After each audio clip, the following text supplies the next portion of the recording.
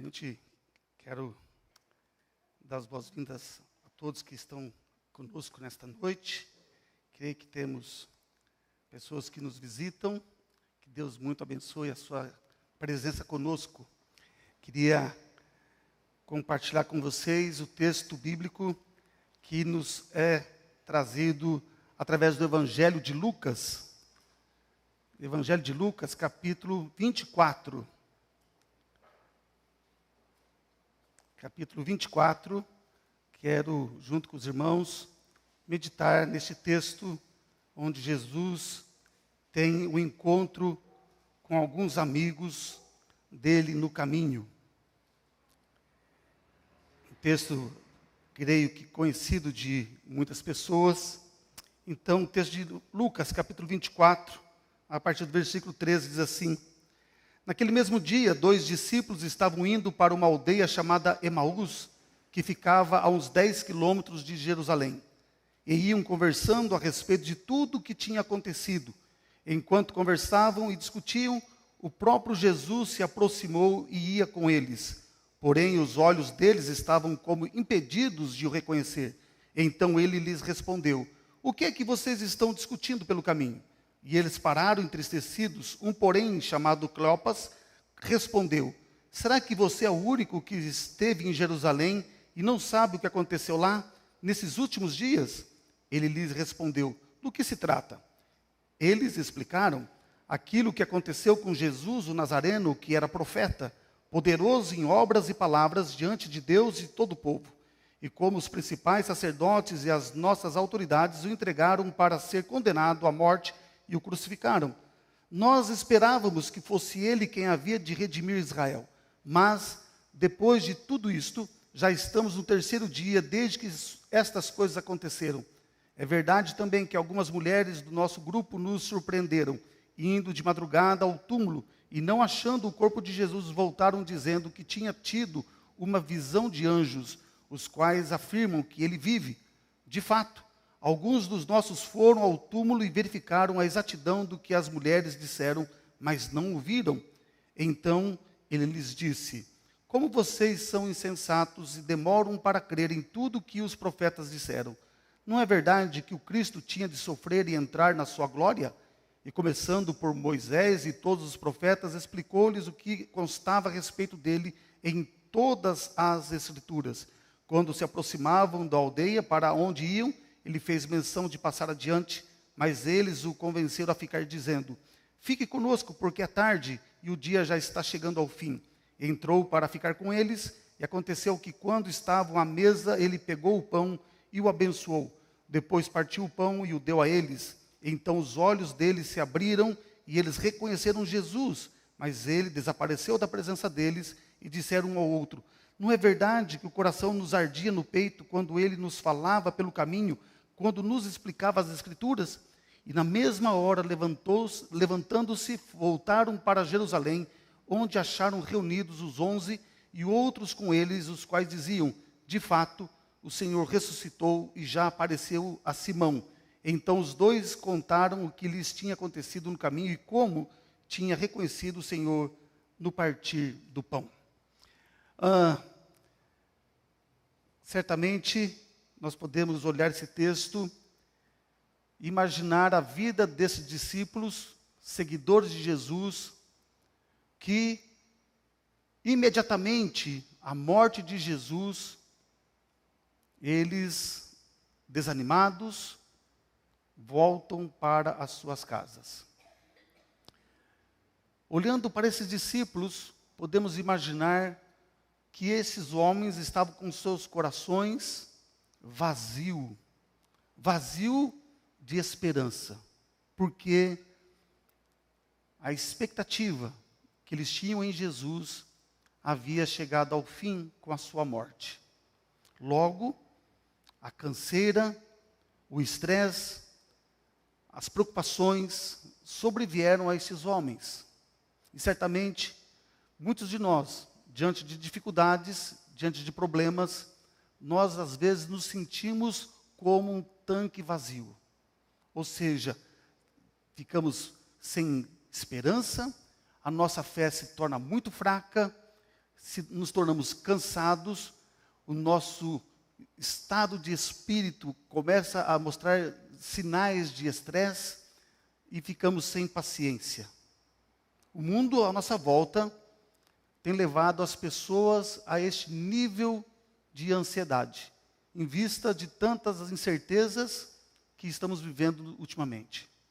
No caso dos discípulos de Jesus, estão voltando para suas casas, voltando para suas velhas rotinas, porque eles estavam desapontados com Jesus. Será que algum de nós, porventura, já por algum momento da nossa vida, já não ficamos desapontados, talvez, com a ação de Deus para conosco? Diante das circunstâncias, às vezes desanimadoras, talvez, ficamos desapontados, mas sem confessar, sem reconhecer de fato esse sentimento de tristeza por a nossa esperança falhar. O texto nos disse que esses discípulos voltaram para Emaús, que é uma cidadinha, uma vila, 10 quilômetros de distância de Jerusalém. Logo após eles terem escutado o testemunho das mulheres que foram ao túmulo de Jesus no domingo e verificaram que o corpo de Jesus não estava lá. Mesmo que depois os apóstolos, Pedro e João, vão até o túmulo verificar se de fato Jesus estava lá ou não. Mesmo com o relato de João e de Pedro, mesmo diante desses relatos das mulheres e dos discípulos, eles não deram crédito àquilo que foi dito por eles e voltaram para suas casas. Muitas vezes, os nossos problemas, as nossas expectativas, nos projetam futuros ou situações irreais. E isto, com certeza, nos leva e gera em nosso coração uma falsa realidade, que nos impede de observar aquilo que de fato é real e aquilo que é importante. As expectativas desses discípulos com respeito ao Messias se mostram nas palavras deles quando menciona que Jesus é o profeta, um homem que fazia obras poderosas diante de Deus e diante dos homens. Essas expectativas estavam centradas naquilo que Jesus era, de fato, como profeta. Mas faltava ao coração desses discípulos uma visão ampliada, de fato, de quem é Jesus. De quem é Jesus de fato. A expectativa deles era que fosse o rei poderoso que voltaria para Jerusalém, eliminaria o Império Romano e traria paz e prosperidade a todo Israel. E esses homens estão assim, desanimados, entristecidos, e de repente, nessa caminhada deles para Emaús, alguém se coloca ao lado deles. E eles não os percebem. E eles caminham até que essa pessoa fala com eles. E esse homem que se coloca ao lado deles era o divino companheiro que está conosco, que está com eles na caminhada, na jornada que eles têm pela frente para enfrentar as suas realidades verdadeiras e concretas. Muitas vezes, essa situação de estresse, de preocupação, nos leva a uma tristeza profunda em nossa alma.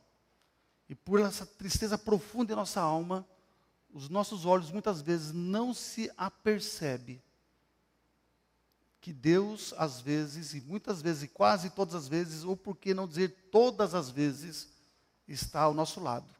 Mas nós, muitas vezes, nós não o reconhecemos. Olhando para esse caso, olhando para esses discípulos, nós sabemos o nome de um, que é Cleopas. O outro nós não sabemos quem é. Esse amigo, esse divino companheiro, se coloca ao lado deles para os ajudar, para recuperar no coração deles a fé e a esperança.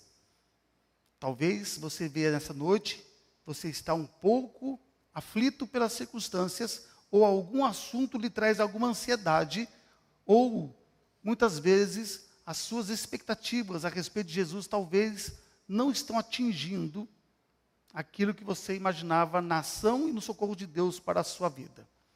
Como que eu e você vamos recuperar o ânimo, como eu e você vamos recuperar a esperança, como eu e você vamos recuperar a fé nesse Jesus que é o divino companheiro que se coloca ao nosso lado, na nossa jornada que temos pela frente. Olhando para o texto, nós temos cinco ações de Jesus, 5 apontamentos de Jesus que ajudam a entender como que Jesus recuperou no coração daqueles homens a fé, a esperança e a convicção de quem é Jesus para eles. O primeiro apontamento está no versículo 17, onde os discípulos ali andando com Jesus, sem saber que era Jesus, então no versículo 17, então diz assim, então Jesus lhes perguntou, o que é que vocês estão discutindo pelo caminho? O primeiro ponto importante que eu e você temos que entender é que Jesus se interessa pelo problema daqueles homens. Qual é o seu problema? Qual é o seu problema? Você tem certamente alguns problemas. Eu tenho muitos problemas. E eu sei que Jesus conhece todos os meus problemas. Mas Jesus se coloca ao lado deles e pergunta-lhes, o que está preocupando vocês? Deus sabe o que passa no nosso coração. Deus sabe a minha preocupação e a sua preocupação. Então parece-nos que vem aquela pergunta óbvia. O que realmente preocupa o teu coração? O que preocupa o nosso coração de fato e de verdade? Às vezes temos vergonha de falar sobre essas coisas com o nosso cônjuge ou com um amigo nosso. Às vezes nós achamos que, por Deus saber que Deus conhece o nosso coração, muitas das vezes nós não buscamos a Deus para colocar diante dele aquilo que realmente nos preocupa. E aí que mostra-nos que existe uma não continuidade de uma comunhão entre nós e Deus, porque nós ficamos fixados numa confiança teológica, que Deus sabe o meu problema, Deus sabe da minha dificuldade, Deus sabe do meu problema, mas nós não nos achegamos a Ele. Porque muitas vezes nós nos esquecemos que Ele está ao nosso lado, preocupado sim, em querer trazer alívio ao nosso coração. Mas para que isso aconteça, nós temos que verbalizar, dialogar, falar para Deus o que realmente nos preocupa. Não é pecado você colocar diante de Deus as suas preocupações. Os discípulos estavam conversando pelo caminho, preocupados com tudo o que tinha acontecido com Jesus em Jerusalém. E o texto diz para nós que eles começaram a conversar com Jesus, e quando eles começaram a conversar, eles param. Olha só, o que vocês estão dizendo pelo caminho, disse Jesus. E eles pararam. Como? Entristecidos. Tudo o que aconteceu com Jesus trouxe tristeza ao coração deles. Frustração porque eles viram o seu Salvador, ou o Messias, sendo morto, mas eles não tinham visto ainda ressuscitado. Então a esperança, a fé, nesse profeta, que eles sabiam que era um profeta de Deus, tinha se esvaziado do coração deles. Para isso, nós andamos mais um pouco no texto, e vemos o socorro de Jesus na vida deles, no versículo 19. Então ele diz, o que se trata esse seu problema? Olha só que interessante, Jesus diz, o que vocês estão discutindo pelo caminho? O que vocês estão conversando pelo caminho? E a segunda indagação de Jesus é, o que de fato se trata esse assunto? O que se trata de fato esse assunto? As nossas preocupações têm fundamento de fato e de verdade? Estão verdadeiramente firmadas em coisas concretas? ou são suposições que você fica pensando que talvez possa vir a acontecer?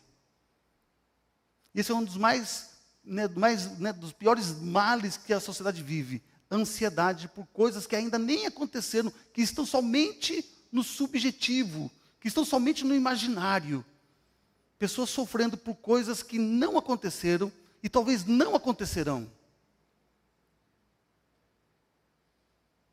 Jesus explora intimamente o nosso coração e diz, verdadeiramente, diga o que te preocupa de fato e de verdade.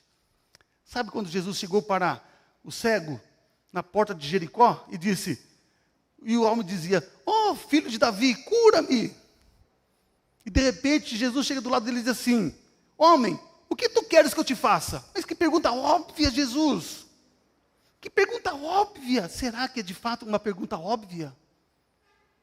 Se Jesus chegasse para nós agora, nesse exato momento, o que você pediria a Ele, de fato, de verdade, que realmente resolveria a sua vida?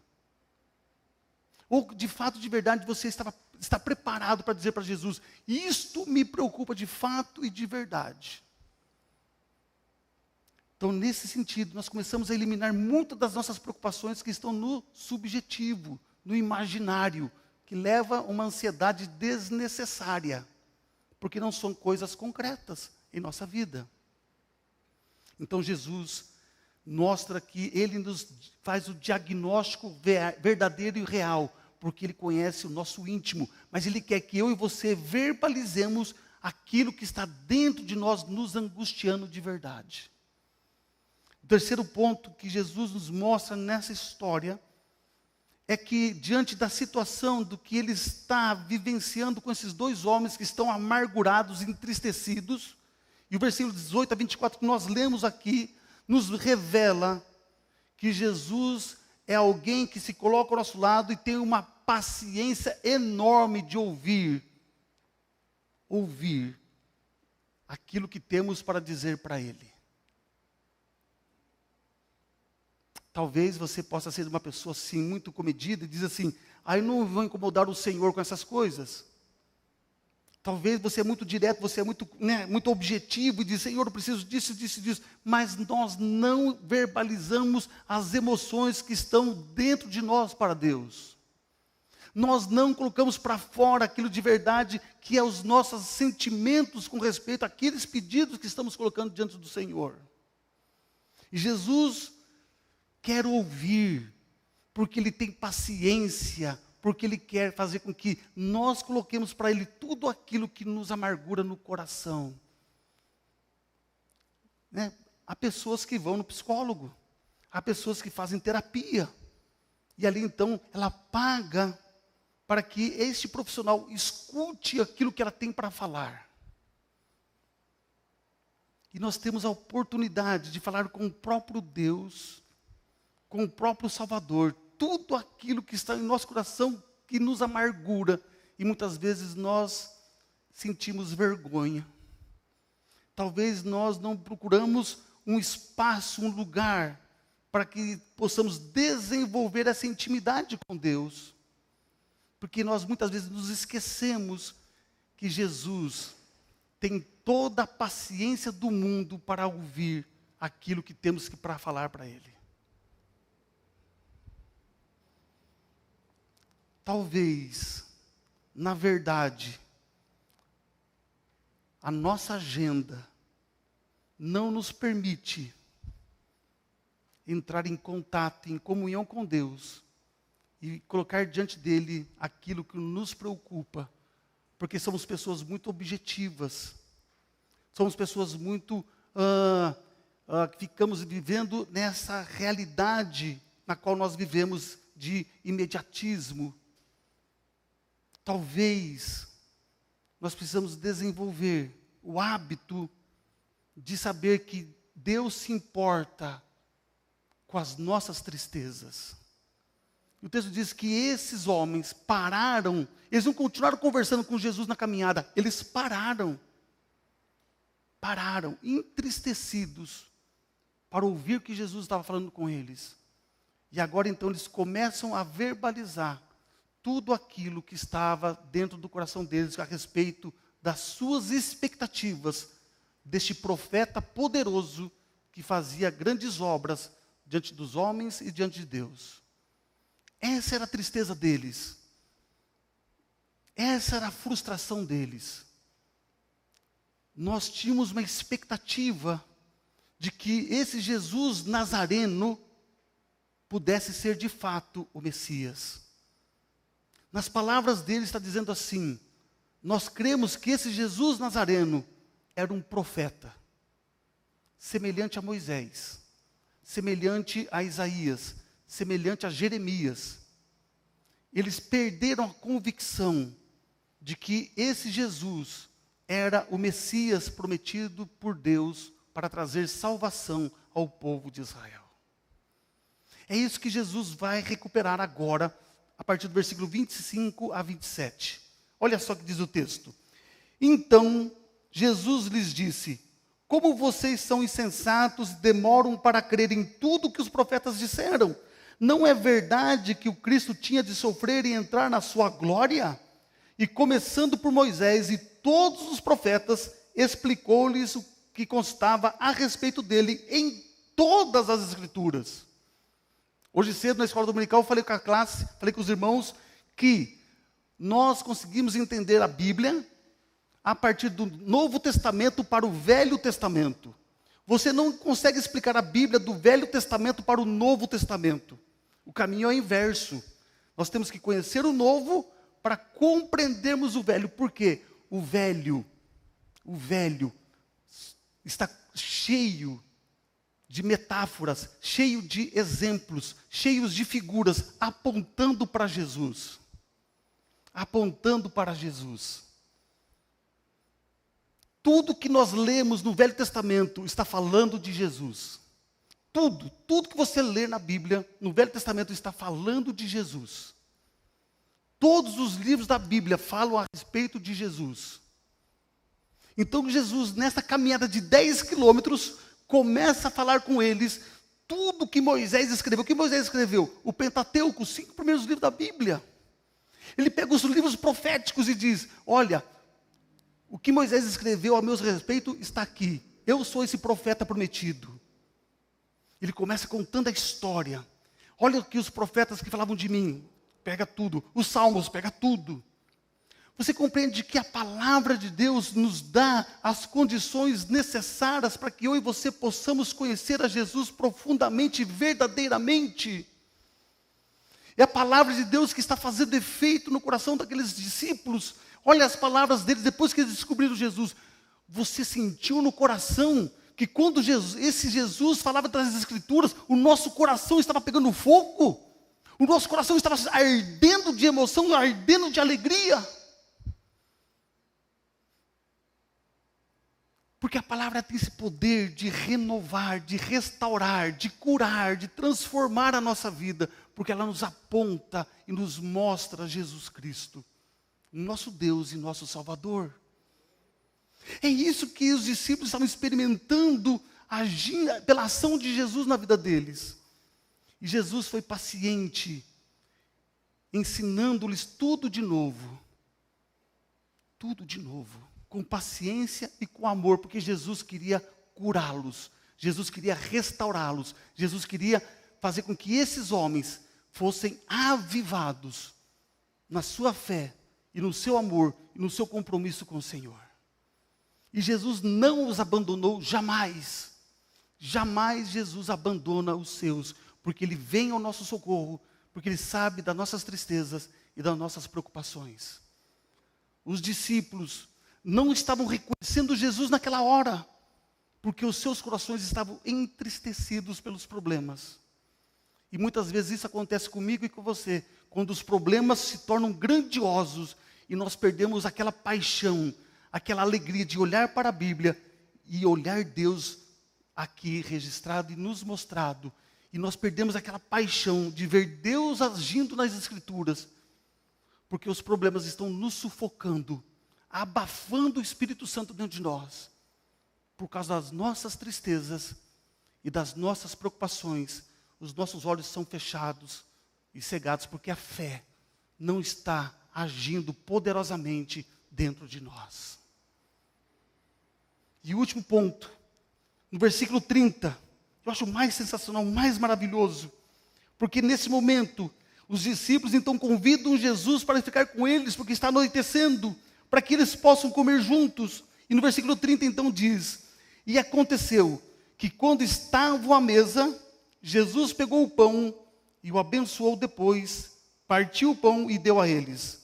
Então os olhos deles se abriram e eles reconheceram Jesus, mas ele desapareceu da presença deles.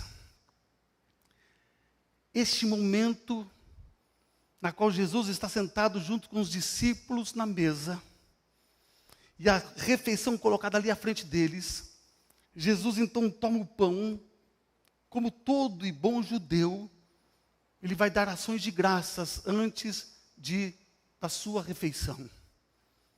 Então, quando Jesus pega o pão e o parte, os discípulos reconheceram que era Jesus. Nós podemos supor, pela experiência deles, por a data deles estar tão próxima de Jesus, que esses homens também estavam presentes junto com Jesus no dia da ceia no cenáculo. Porque o gesto foi o mesmo, o momento foi o mesmo, e no qual eles pegam aquele pão e partem aquele pão. Os olhos desses discípulos se abriram e reconheceram: é Jesus. De fato e de verdade, ele ressuscitou. De fato e de verdade, ele venceu a morte. De fato e de verdade, ele venceu o pecado. De fato e de verdade, ele é o Filho de Deus. Então, nesta alegria, eles foram recuperados por Jesus na sua lida, na sua fé e no seu entendimento a respeito de quem é Jesus. É isso que Jesus faz conosco quando atravessamos por caminhos que nos entristecem, por caminhos que nos levam muitas vezes a perder o foco de saber quem é Jesus, onde as nossas preocupações, as nossas dificuldades fazem com que nós diminuamos o nosso entendimento a respeito de quem de fato Jesus é. E isso faz com que a nossa alma se entristeça, a nossa alma vai ficando enferma. E junto com ela, a nossa fé, a nossa comunhão com Deus vai ficando enferma também. E o nosso prazer com Deus vai diminuindo. Vai diminuindo. E é isso que Jesus não quer deixar acontecer. Porque lá em Isaías capítulo 42, ele diz assim: ainda que o pavio fumegue, eu não deixarei apagá-lo. Porque a minha fé e a sua fé é sustentada por Jesus. É Ele que sustenta o fogo da nossa fé em Jesus. Ainda que eu e você padeçamos diante dos problemas, mas chegará o momento na qual Ele se levantará e dirá: ei, eu estou contigo. Ei, olha as Escrituras, veja-me, veja-me. E a gente começa a olhar para a Escritura, e a gente começa a descobrir Jesus de novo. É este o poder da palavra do Senhor, que renova, que restaura, que aviva as nossas fé. Que neste momento, queridos, possamos olhar para esse divino companheiro, a semelhança desses discípulos, e dizer: Senhor, eu preciso do teu toque, eu preciso que o Senhor me cure. Meus olhos estão cegados, mas eu quero vê-lo em todas as Escrituras. Eu quero voltar a andar com o Senhor. Eu quero andar em comunhão com o Senhor. Que nós possamos olhar para esses discípulos e ver quão maravilhoso o nosso Senhor é. Gracioso, misericordioso, porque Ele conhece os nossos problemas, as nossas dificuldades. Ele é paciencioso, Ele é amoroso, Ele quer confortar o nosso coração. Que Deus muito abençoe as nossas vidas. E que nessa semana, a fé que o Senhor nos deu, possa ser aquecida de tal forma, que nós possamos olhar para Deus e confiar, que Ele estará nos abençoando, nos ajudando a superar tudo que vier pela nossa frente. Que o Senhor nos ampare, que nós possamos dar brados de vitória, de ver vitórias sendo alcançadas pelo Senhor na nossa vida. Que o Senhor traga cura, que o Senhor traga vitória, em nome de Jesus. Amém, queridos? Vamos orar? Vamos ficar de pé, queridos? Nós vamos orar, o Ernesto vai ministrar, e a gente vai encerrar a canção. Vou fazer diferente hoje. Amado Deus, a Tua palavra é tremenda e maravilhosa. A Tua graça nos alcança, porque Tu és misericordioso. Aqui estamos na Tua presença, Pai, diante de Ti. Muitas vezes nossos corações estão enfrangalhados, o nosso ânimo, a nossa esperança enfraquecida. Mas, Pai, diante do Senhor, da Tua palavra, nós somos renovados na visão de quem é o Senhor. O Senhor se apresentou diante daqueles homens, eles não o reconheceram, mas o Senhor foi paciencioso, o Senhor foi amoroso, ajudou eles a entender e ver quem é o Senhor diante deles. Assim, Pai, abre os nossos olhos, que possamos ver, ó Pai, no partir do pão, a Tua graça, a Tua presença junto conosco. Abençoa, Deus, o Teu povo que está aqui hoje reunido, Senhor. Que a Tua graça, o Teu amor, a consolação do Espírito Santo seja sobre todos. E que o Senhor venha, ó Deus, trazer vitórias, para que o Teu nome seja glorificado através de Cristo Jesus. Assim oramos agradecidos. Amém. Amém e amém.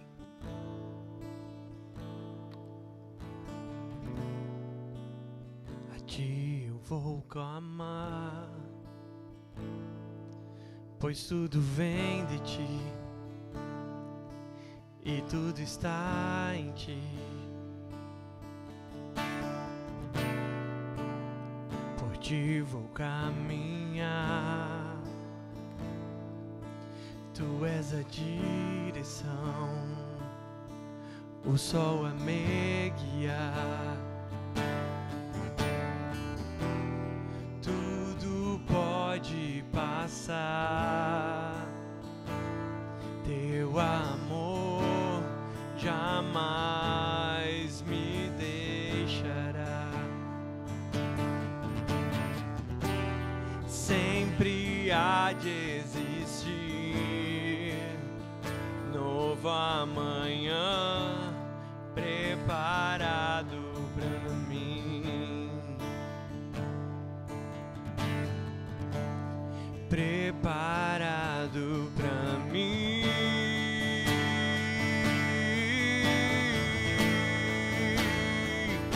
Eu me rendo aos Teus pés, és tudo que eu preciso pra viver.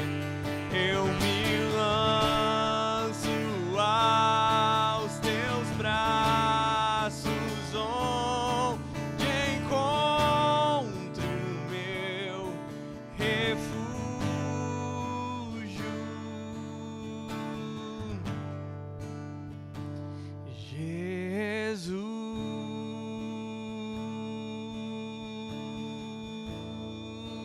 Jesus, eis-me aqui.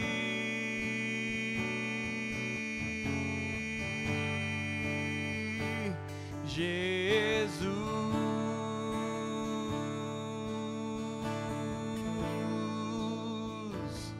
eis-me aqui.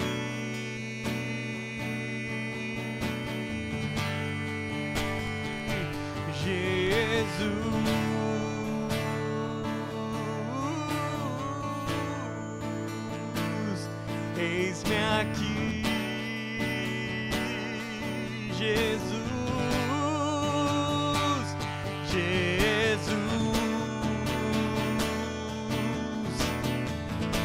eis-me aqui, eis-me aqui.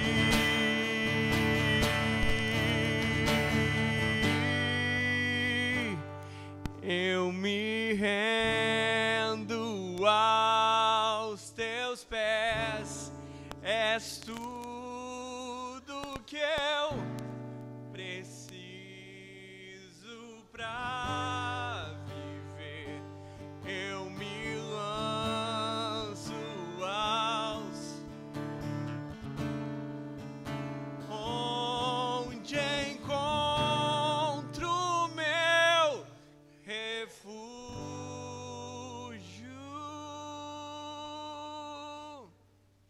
Somente tu, Senhor.